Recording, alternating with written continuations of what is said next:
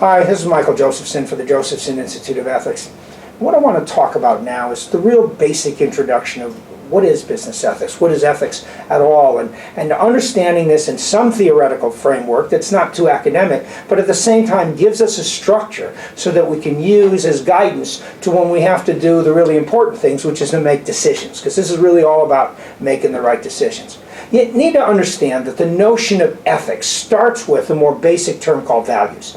Now, values are not the same as ethics. Values are whatever your core beliefs are. It's a core belief that's so important to you that it motivates your behavior and your attitudes. We have all kinds of values.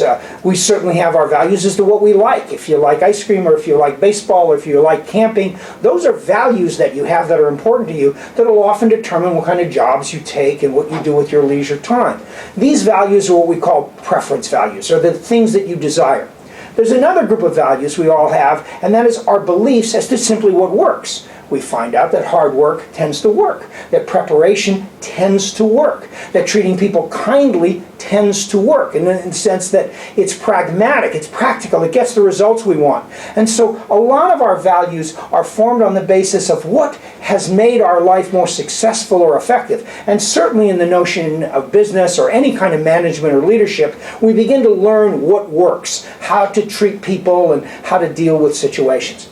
But the third kind of values is what we call ethical or moral values. Those are the values that tells us what's right, how we should behave, according to some general standards of goodness. Now, for some, those standards come from religion. For others, they just may come from philosophy. For many, we just learned them from our parents, and we didn't know where they came from, except we knew that there is a difference between being a good person and not a good person, to being a nice person and a mean person, to being an honest person or a dishonest person. Now, together, these three sets of values create our own personal value system. The things that we want, the things that we think that works, and the things that we think we should or ought to do.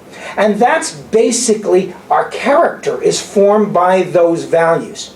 Now, when we talk about business ethics, and when we talk about living a good and ethical life, we're talking about how does one pursue the first two sets of values, that is, get the things we want, the things we desire, and the things we know that work, but doing it under the ground rules of an ethical structure, where we know that we're not going to sacrifice ethics in order to get what we want. So under this system of values, you have to understand that ethical values are overarching. They're bigger than. They have to be, at least if you want to be a person of character, the fundamental structure by which you're going to pursue the other beliefs.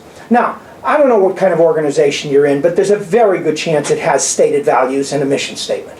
And that mission statement is going to tell you what the company or organization is trying to do, and the values are going to tell you what the organization wants you to believe, hopes you do believe. And if they've recruited you right, maybe you already believe, as to ways in which that you can advance the business's interest.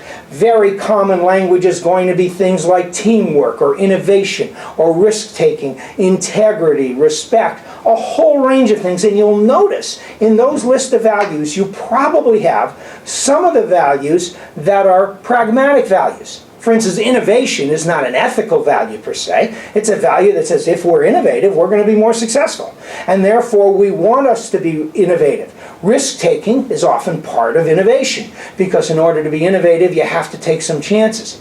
Those values then, to the extent that they are incorporated in a structure of an organization, are thought to be important because they will lead to the results that the company wants.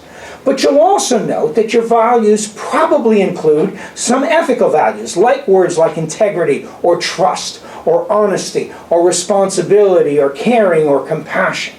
And so what we want to do is to understand that to be an ethical company, to be an ethical person, to be entitled to the claim that I am a person of character, or my company is a company of character, is that all of my actions and decisions are governed by core ethical principles. So then the next challenge is how do we define those ethical principles? Well, I spent a lot of time with that, and I start with a very simple thing. If I'm doing a workshop, I usually hold the picture of my kids, and I'll ask this question. If you can interview the people who would date and marry your children, which by the way you can't, that's only a myth, but if you really could, it would be a great thing. What are the characteristics that you really hope to have? And I can tell you, I've done it hundreds and hundreds of times, and we tend to identify basic core values of what it is to be a good person, because we all want our kids to be involved with somebody we think is a good person.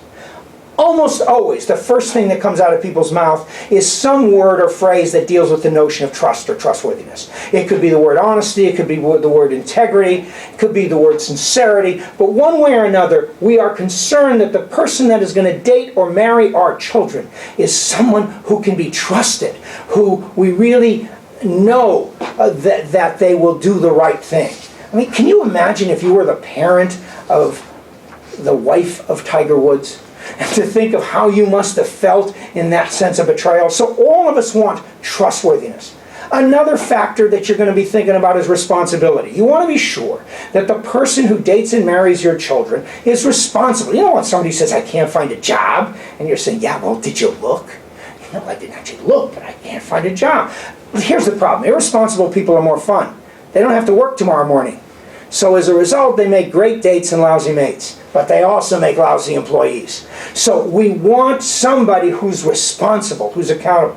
We also want somebody who's respectful, right? You want somebody who's going to treat your children with respect in meaningful ways all the time.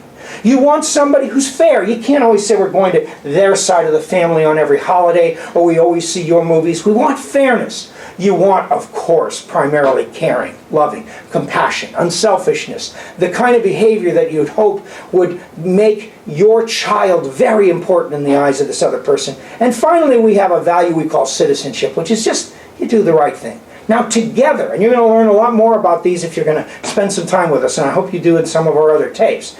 These are what we call the 6 pillars of character. Trustworthiness, respect, responsibility, fairness, caring, and citizenship.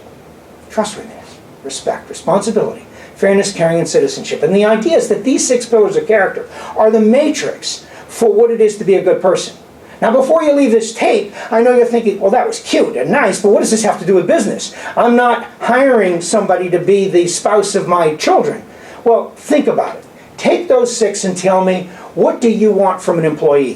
Which one of those 6 is not important to you when you are hiring somebody or working with them? Is it important to you can trust them? Is it important to you that they treat you and the clients with respect? Is it important to you that they're responsible and self-starters and do what has to be done? Is it important to you that they're fair? Is it important to you that they're caring? Is it important to you that they follow the rules? Of course it is. So these 6 pillars of character ought to be the core of your interviewing. They ought to be the core of your evaluations and the core of your performance reviews.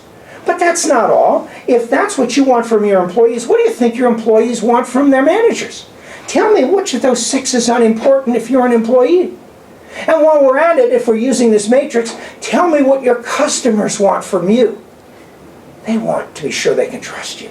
They want to be sure you treat them with respect. They want to be sure you're responsible, that you're fair, that you really care about them, and that you follow the rules, you're a good citizen.